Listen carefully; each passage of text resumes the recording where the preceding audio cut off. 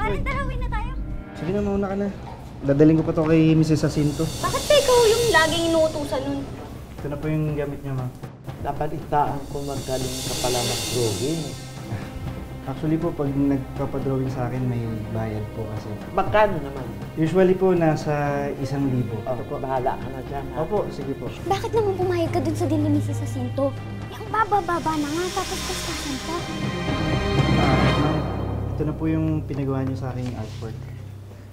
Ayos naman, kaya lang, parang mukhang minadali eh.